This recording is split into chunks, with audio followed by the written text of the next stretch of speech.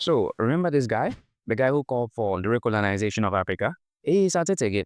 And this time he's begging Donald Trump to let him have a piece of Nigeria. So right after Trump made his big announcement regarding the potential military operation into Nigeria, he came out and he made this tweet. He said, "Sir, you have my number, standing by to assist." He's definitely lobbying behind the scenes to get some sort of military contract into Nigeria. But before Trump came into the scene, he was asking the Pope.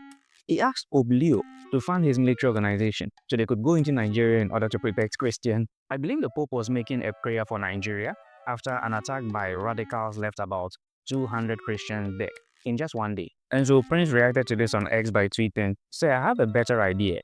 Why don't you fund my colleagues to protect Nigerian Christians from the marauding Muslims who are slaughtering them?" The Pope didn't respond, naturally. So who exactly is Eric Prince? For those of you who may not know, he is the founder of Blackwater, which was a private military organization that operated in Iraq and Afghanistan during the US invasion of those countries. They primarily provided protection for diplomats and embassy personnel, but they were involved in other scandals as well. One notable event was when about 17 Iraqi nationals were unalived by members of this organization in 2007. 6 of the perpetrators were indicted and 4 of them faced between 30 years and life imprisonment in 2014. But Trump pardoned them in 2020.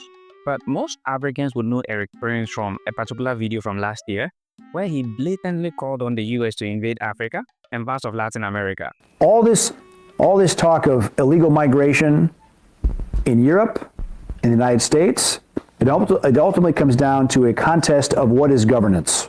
Who is governed? Which countries are governed well? And if so many of these countries around the world are incapable of governing themselves, then it's time for us to just put the imperial hat back on to say, we're going to govern those countries if you're incapable of governing yourselves, because enough is enough.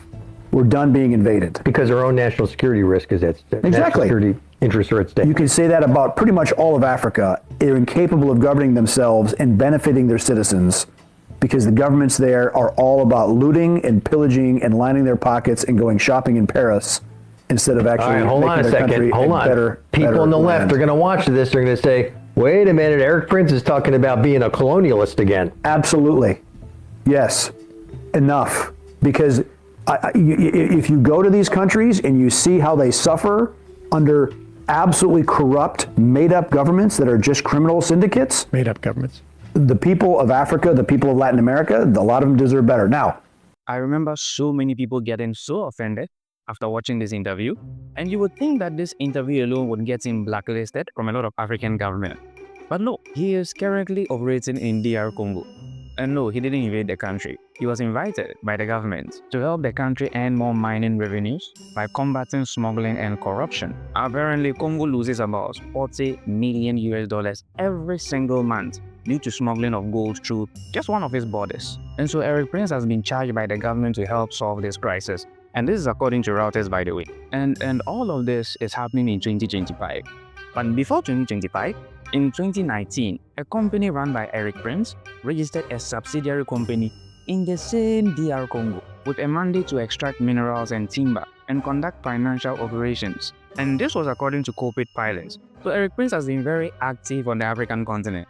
And now he's pleading with Donald Trump and the Pope to help fund his private military organization so they could go into Nigeria and protect Christians. Now, I believe Trump is bluffing with this whole military operation, okay? He's just saying all of these things to get the government of Nigeria on the edge so they can take these issues more seriously.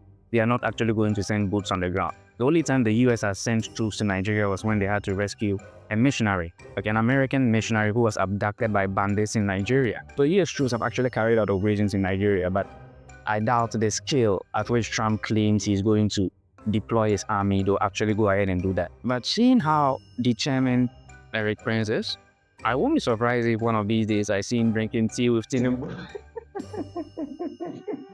This guy is so persistent, man. He wanted to find a way of getting into Africa, and he has had his way. Okay, he's in Dr. Congo. And so in the months to come or years to come, we might as well see him in other African countries doing what he wants to do, extracting minerals and perhaps providing, security protection to whoever is willing to hire. And honestly, what is one more armed group in Nigeria at this point? If it will protect the Christians, then maybe Nigeria should learn from the Congolese and open their arms to Eric Prince.